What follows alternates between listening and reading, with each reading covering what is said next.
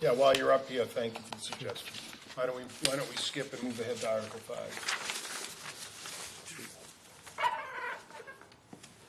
Is it Cherry Street? Yeah. Yeah. Yes, it is. Yeah. Right, and this is the easement, forgive me, thank you. So in Article 5, Selco has been studying for several years now the possibility of installing a small generation type unit for self-supply. And, you know, what triggers it is economic purposes, but also, reliability purposes and some resiliency, in that the people, we sell power to the customers in town, but we buy power or energy in the wholesale markets. And the wholesale market pricing is somewhat complex, but it has three components: the commodity itself, the electricity, the transmission charge to get the energy to the Shrewsbury border. Over the very high transmission lines, we pay a charge for that. And then those who own generation throughout the New England region are paid funds to be on standby in case needed for high demand.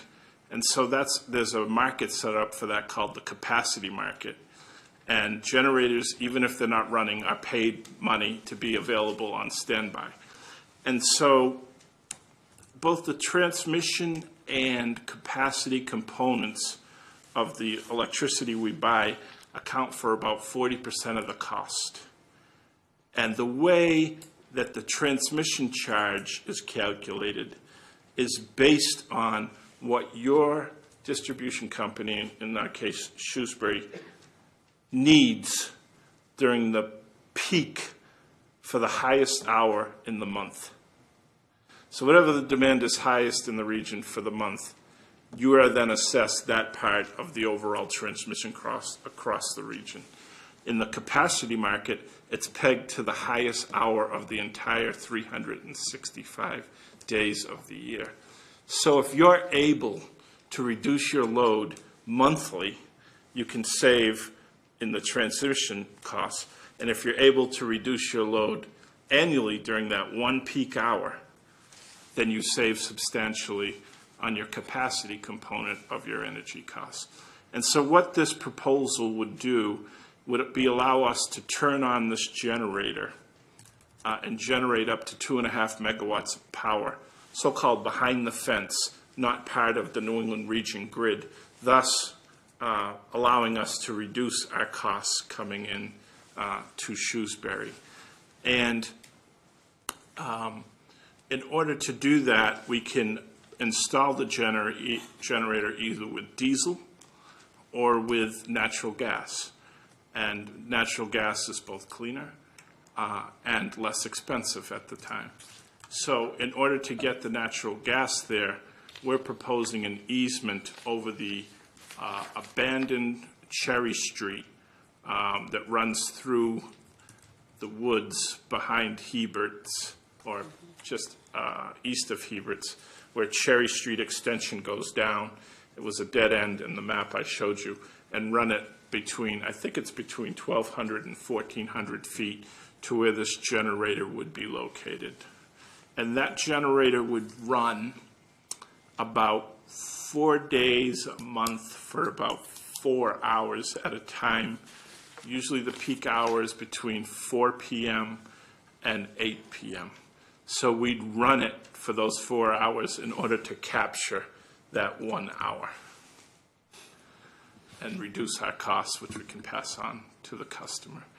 And so that for that reason, to get the gas line, instead of going and cutting up Centec Boulevard, to us it makes sense to go cross-country with that gas line, and it also would allow us to use the same easement to extend another pole line to build additional circuits out of the substation that went online in 2015 out into the distribution network, because they can't all go on Centec Boulevard. There isn't enough capacity on the existing poles.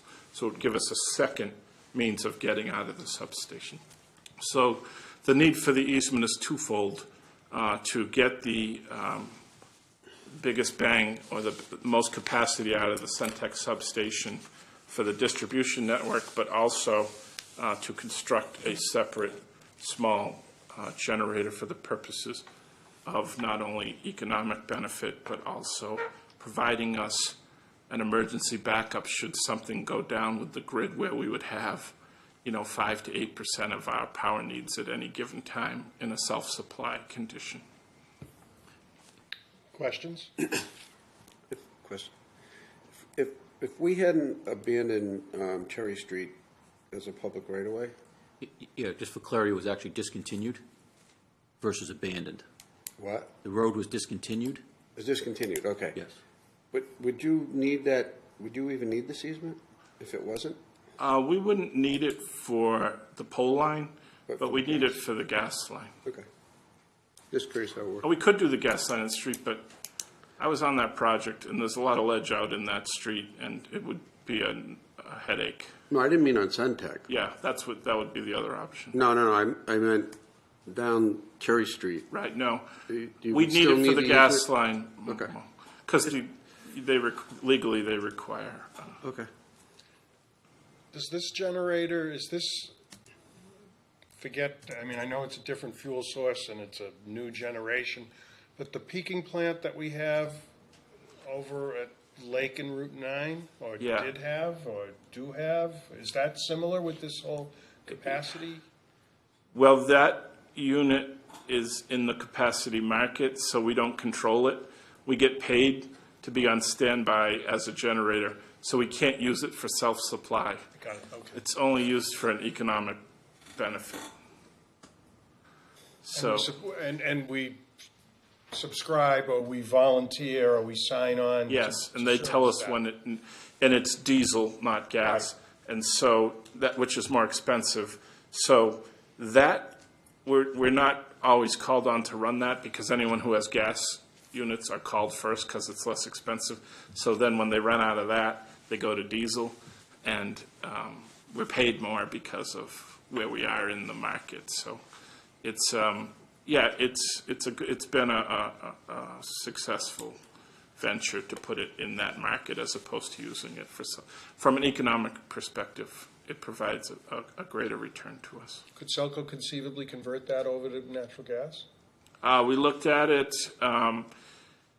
You have to swap out all the components of each of the, it was millions. Okay, very good. Selectman Miller? So I'm looking at the map, and I know, I think if I'm reading this right, I'm not sure if the easement goes as far as, there are a few homes there, is basically what I'm looking at. And I know it's only running for 1 hour, 4 days, not for very long. But if you take, I'm sure you have, but would you want to address any concerns with Well, the reason, generator running close to homes?